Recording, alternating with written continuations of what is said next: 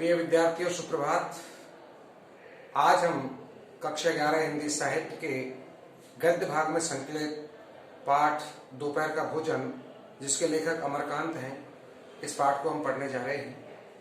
मैं आपको इस पाठ में जो बात प्रमुखता से लेखक ने उठाने का प्रयास किया है वो है गरीबी रेखा से नीचे गुजरने वाले परिवार की वस्तु स्थिति को हमें बताना और किस तरह से वो परिवार अपने एक गरीबी के स्तर पर रहते हुए एक दूसरे सदस्य के साथ अपना व्यवहार करता है। इस बात को यहाँ अच्छे से बताने का प्रयास किया गया है। तो अमरकांत जी का जन्म, जैसे कि आपने देखा, 1925 ईस्वी में हुआ था। इनकी प्रमुख रचनाओं में हम देखें तो जिंदगी और जोक, देश के लोग, मौत का नगर, मित्र मिलन, कुहासा आदि आपकी कहानियां हैं। इसके अतिरिक्त उपन्यास भी आपके द्वारा लिखे गए हैं, जिनमें सूखा पत्ता, ग्राम सेविका, बीच की दीवार आपके उपन्यास हैं और बाल साहित्य भी आपके द्वारा लिखा गया है। हम कह सकते हैं कि इस दोपहर का भोजन कहानी में लेखक अमरकांत ने एक गरीबी से जूझ रहे एक निम्न मध्यम वर्गीय परिवार की कहानी है।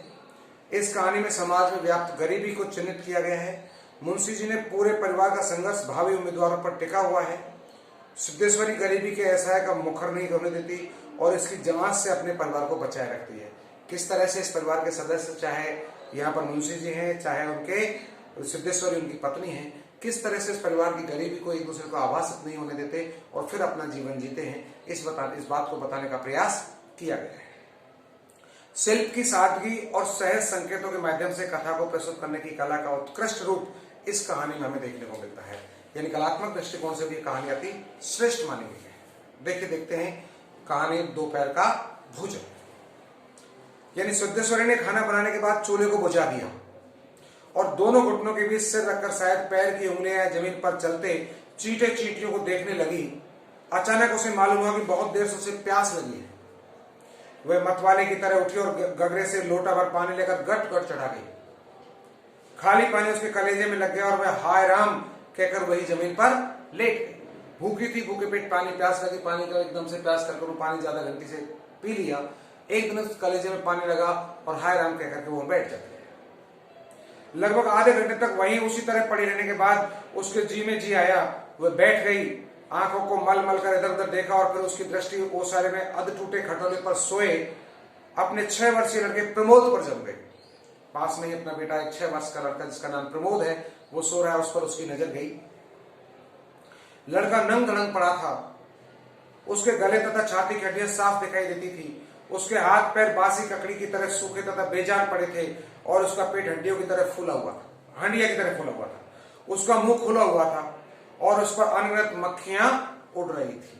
ये गरीबी का दीदार आपने इस पाठ के माध्यम से उस छोटे से बच्चे प्रमोद के रूप को देख करके आप समझ गए होंगे कि गरीबी का स्तर कितना होगा। वह उठी और बच्चे के मुंह पर अपना एक फटा गंदा ब्लाउज डाल दिया, जिससे कि उसके मुंह पर मक्खियां ना बैठे, और एक आध मिनट सुन खड़ी रहने के बाद बाहर दरवाजे पर जाकर किवाड़ की आड़ से गली निहारने लगी। 12 बज चुके थे।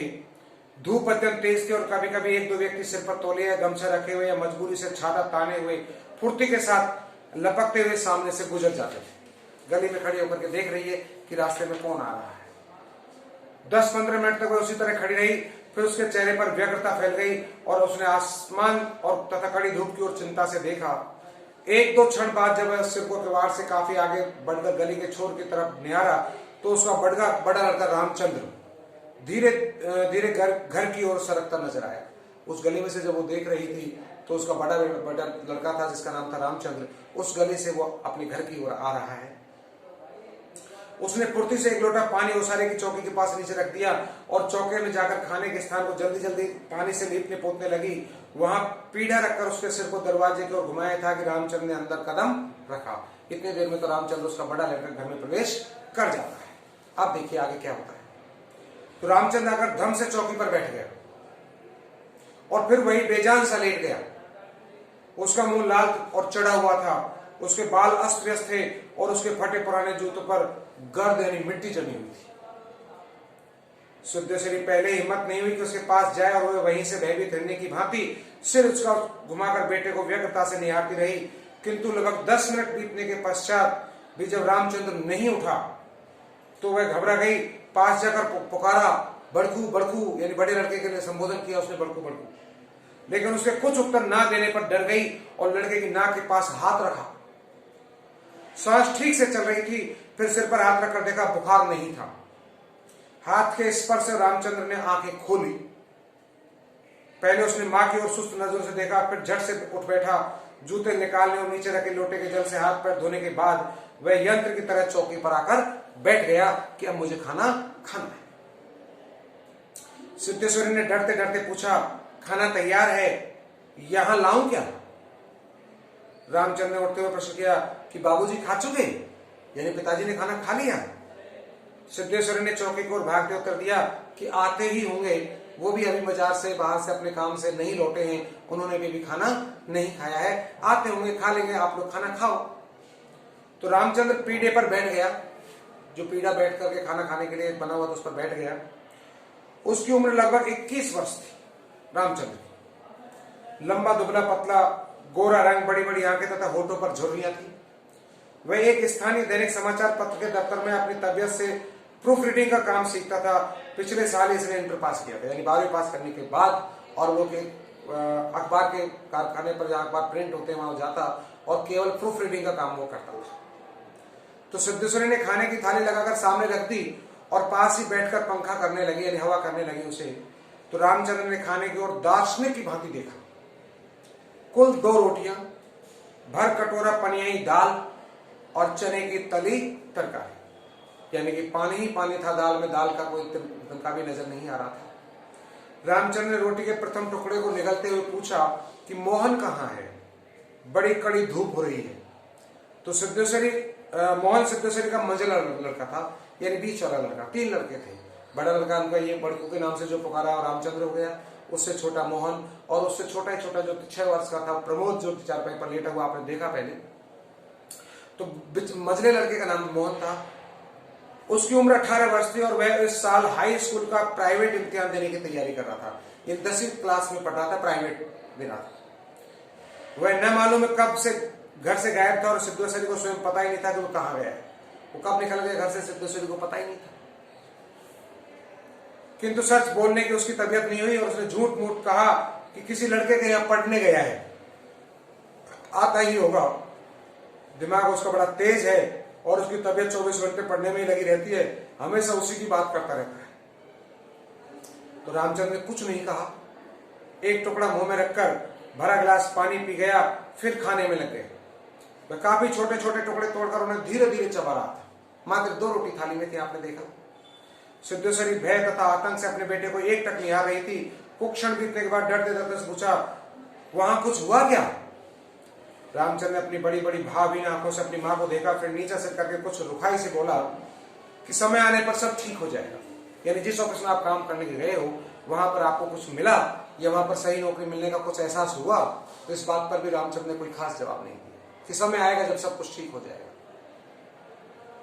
सिद्धेश्वरी चुप रही। धूप और तेज हो गई थी। छोटे आंगन के ऊपर आसमान में बादल के 1-2 टुकड़े पाल की नाव की तरह तैर रहे थे। बाहर की गली से गुजरते हुए खड़खड़िया इक्के की आवाज आ रही थी और खटले पर सोए बालक की सांस का खर खर शब्द भी सुनाई दे रहा था। यानी प्रमोद चारपाई सो रहा था, उसकी खर्राटे की आवाज आ रही थी। रामचंद्र ने अचानक चुप्पी को भंग करते हुए पूछा, प्रमोद खा चुका? सिद्धेश्वरी ने प्रमोद की ओर देखते हुए उदास स्वर में दिया, हाँ खा चुका। रोया तो नहीं था? यानी रामचंद्र अपने छोटे भाई प्रदीप के बारे में पूछा। तो सिद्धेश्वरी ने फिर झूठ बोल गई कि आज तो सचमुच नहीं रोया। बड़ा ही होशियार हो गया है, कहता था बड़का भैया के यहां जाऊंगा, ऐसा लड़का है। पर वह आगे कुछ ना बोल सकी, जैसे उसके गले में कुछ अटक गया। कल प्रमोद ने रेवड़ी खाने की जिद पकड़ ली थी और उसके लिए 1.5 घंटे तक रोने के बाद सोया था, और आज भी उसकी यही स्थिति थी। बालक जो ठहरा, बालक क्योंकि राजहट, बालहट और त्रिहट, तो बालहट तो अपने आप में पहले से ही मानी गई है। तो बालक जिद कर लेता, उस चीज को प्राप्त करना चाहता है। तो कल भी रेवड़ी नहीं मिलने के कारण 1.5 घंटे रोने के बाद शांत हुआ। रामचंद्र ने कुछ आश्चर्य के साथ अपनी मां की ओर देखा और फिर सिर नीचा करके कुछ तेजी से खाने लगा। थाली में 1 रोटी का टुकड़ा, केवल 1 टुकड़ा शेष रह गया। तो सिद्धेश्वरी ने उठने का उपक्रम करते हुए प्रश्न किया कि 1 रोटी और लाती हूं। यानी 2 रोटी में से मात्र 1 टुकड़ा बचा थाली में। तब सिद्धेश्वरी ने फिर कहा कि चलो मैं आपके लिए 1 रोटी और लाती हूं।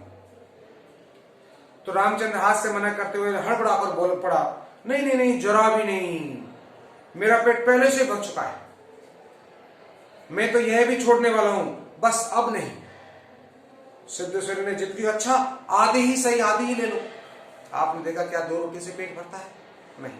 लेकिन पानी का गिलास बराबर पी रहा था, पनियाई दाल को खा रहा था, तरकारी बनी थी उससे लगा के खाया। लेकिन पता था कि घर में कितना आटा है और कितने समय की रोटी, कितनी रोटी बनी होंगी। अकेला मैं ही खाऊंगा तो मेरे पिताजी भी हैं, मझला भाई मोहन भी है, छोटा प्रमोद भी है और माँ सिद्धेश्वरी भी है, सबके लिए आने चाहिए। तो 2 रोटी में अपनी संतुष्टि करने का प्रयास करता है बड़ा बेटा रामचंद्र। रामचंद्र बिगड़ गया। अधिक खिलाकर बीमार डालने की तबीयत है क्या? तुम लोग जरा भी नहीं सोचते हो, बस अपनी जिद पर। भूख रहती तो क्या ले नहीं लेता? अपनी मां सिद्धेश्वरी से इस प्रकार कहता है। सिद्धेश्वरी जहां की तहां बैठी रह गई।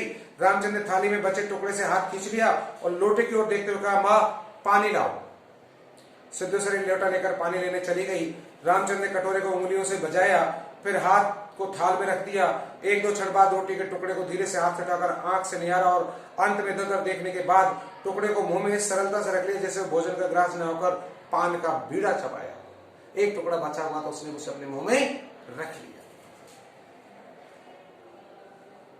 तो आपने देखा किस तरह से मोहन 2 रोटी में अपने आत्मा या पेट की संतुष्टि यानी अपनी जठराग्नि को शांत करके और बैठ जाता है और पानी पी लेता है और एक टुकड़े को जैसे लास्ट में पान का बीड़ा चबाया हो इस तरह से उसको पूरा कर लेता है। अब आगे देखिए, आगे आने के बाद फिर मोहन आता है। मोहन किस तरह करता है और इस अगले पाठ के शेष भाग को हम अगले वीडियो में पढ़ेंगे। तब तक के लिए धन्यवाद।